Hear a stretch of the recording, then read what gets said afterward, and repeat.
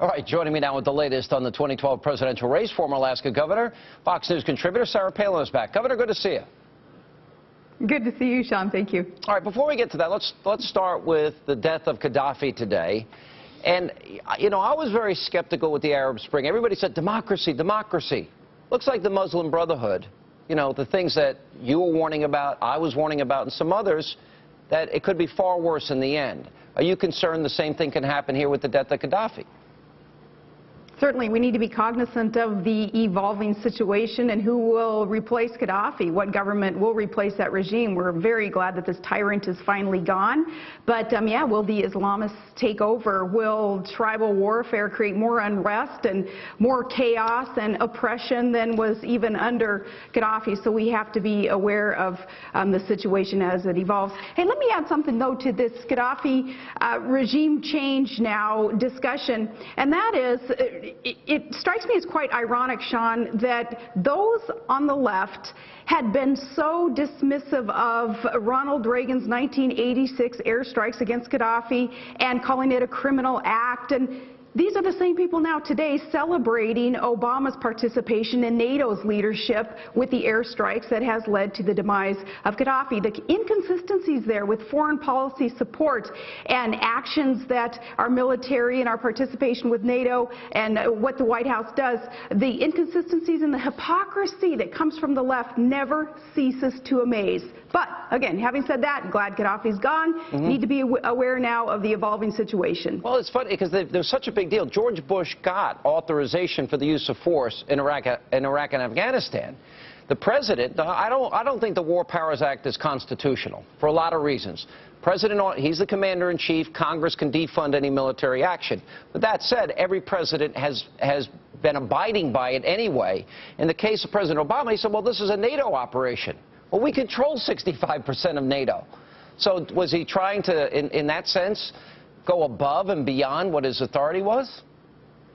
Well, again, I think that there's a lot of inconsistency and murky foreign policy coming out of this White House. And, you know, you got to hand it to Ron Paul. Whether you agree with everything that he says or not, at least he is one there in Congress trying to make our president stick to the law and understand that Congress does have a role to play in these foreign policy decisions that are made. And Ron Paul, I think, has hit the nail on the head when he's come out and said that Obama had better be careful when he interjects himself and our country in other nations' business. What do you make of Herman Cain and, for example, the new Iowa poll that comes out? He's leading there. He's been doing very well in the polls. He's second in a national poll that came out to Romney. Iowa, look, whoever wins Iowa gets huge momentum heading into New Hampshire, South Carolina, Florida, and Nevada. So the question is, do you think, unlike Perry, Palin, Bachmann, that he can sustain his rise? Yeah, and those others have led in Iowa also. I do believe that Herman Cain can keep this momentum going. He's doing very well because he's not a politician.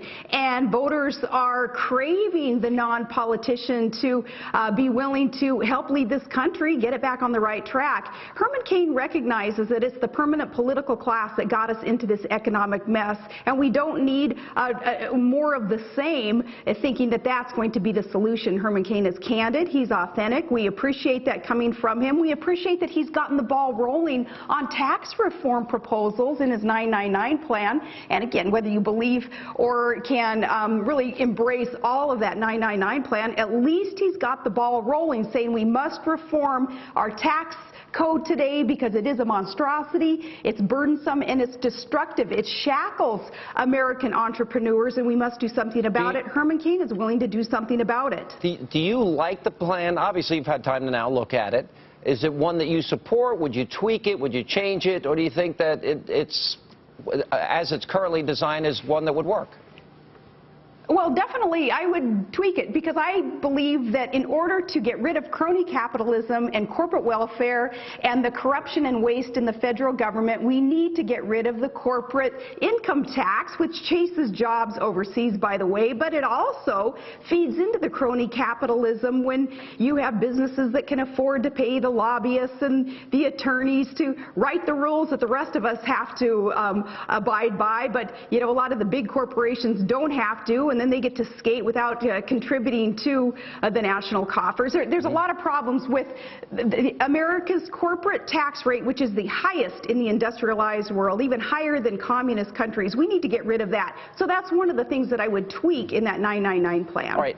Well, one thing they could do certainly is what you've been saying, drill. Canada was in a recession in 2009. They started drilling, and now Americans are going to Canada to get jobs. North Dakota has an unemployment rate now of 3.5%. Nationally, it's 9.1% because they're drilling for oil, which they hadn't been doing. You said the other night on Greta, you thought Newt Gingrich won the debate.